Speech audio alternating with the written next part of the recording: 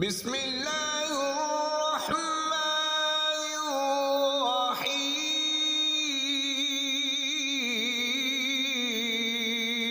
الرحيم لإيلاف قريش إيلافهم رحلة